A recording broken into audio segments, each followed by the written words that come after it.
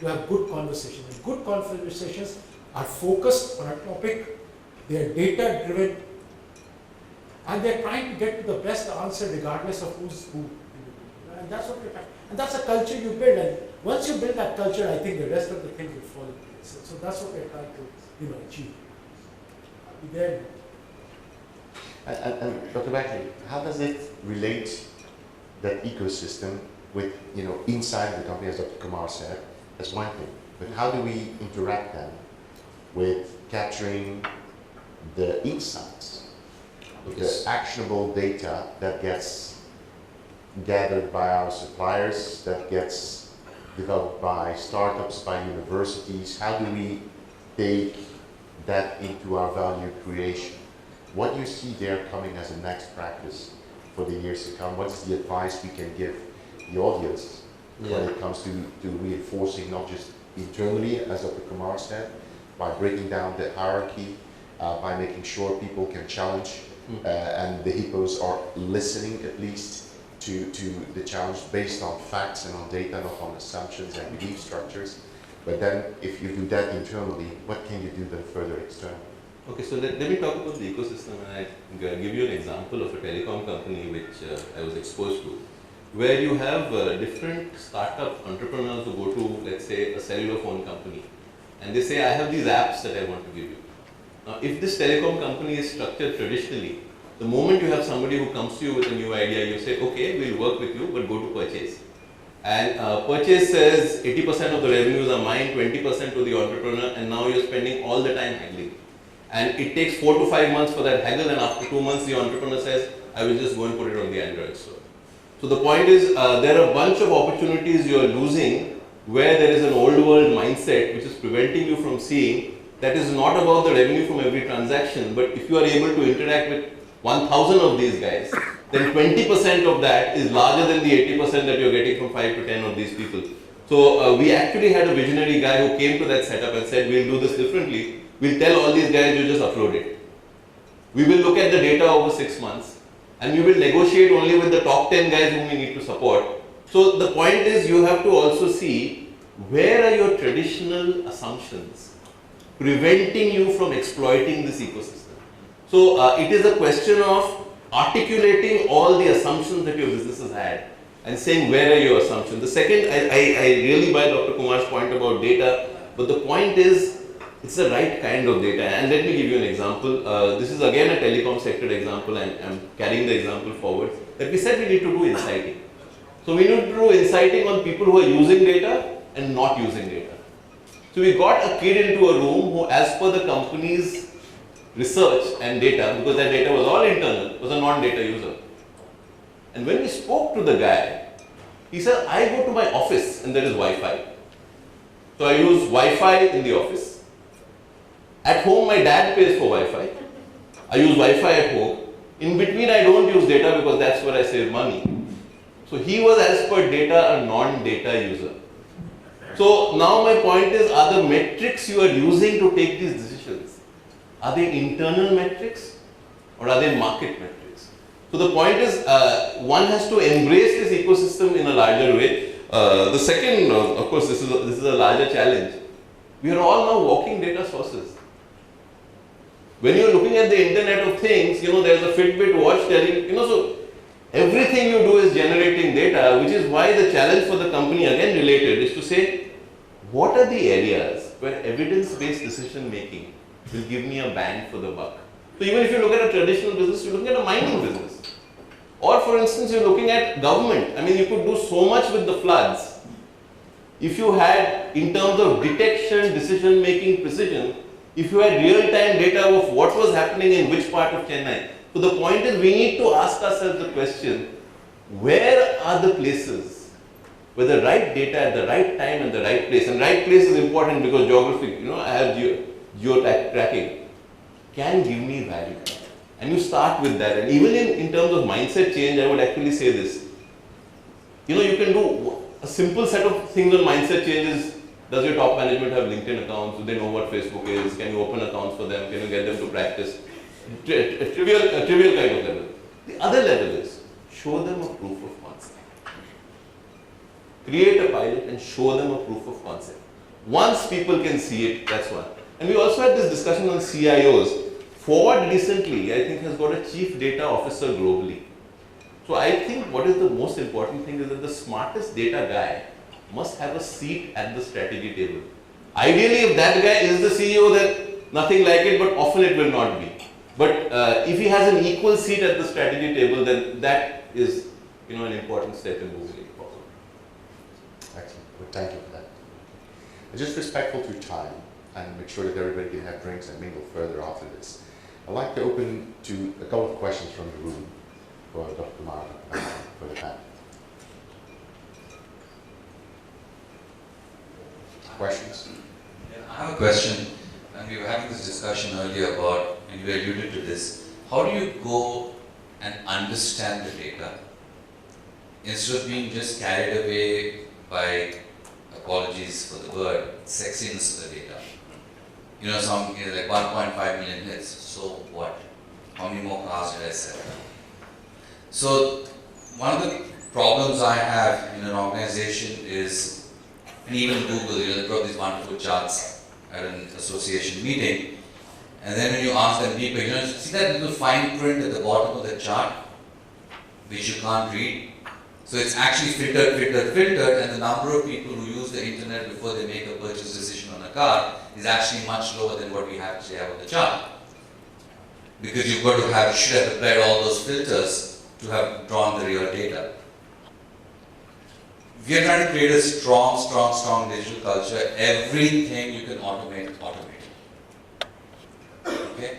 But the point is that how do you, as a person who's exposed to organizations and a person who's in a major organization, how do you get people to think deeply about the data, understand the data, as opposed to just going to town with a PowerPoint chart? That I find to be a struggle. And I think it's always going to be a struggle because we are asking too much of people also. You're asking people to have the ability to look at the data like a statistician, right? Ask the questions like a manager and then sell it to the organization like a change agent. So we are asking too much of individuals, right? So, and I think we have to realize that, at some stage, you can't expect in one person all these things, and you have to kind of bring together these people so that they could kind of, so I think what is the right data, and I think the distinction made that there are decisions, even at Amazon, which is a very data-driven company, they say there are two kinds of decisions that can be made based on data, and decisions that cannot be made based on data, because no data will give you the answer, If I'm going to, should I be in a new business? Well, yeah, I can ask for all the data in the world, but in the end it's going to be a judgment. Am I bringing a new value proposition? How new is it? Do I bring any new capabilities to it? And is there a profitable business model associated? Right? At some level, I can show you any Excel spreadsheet, but you're going to have to use, a judgment for you. Whereas there are other decisions which we know, like servicing a car, where 100 cars data will tell me what goes wrong in this car, right? Since you use a car example, where the data is very good. But I think I'm a bit concerned sometimes that people use this as an excuse for not embracing data. I also don't. Data is not perfect. It's one input into a decision. And you are allowed to agree. I will tell people you are allowed to disagree with the data, but if you are going to disagree with the data, you better have a very good logic. No, I guess my question was that Kumar is that what I find is people are not understanding the data.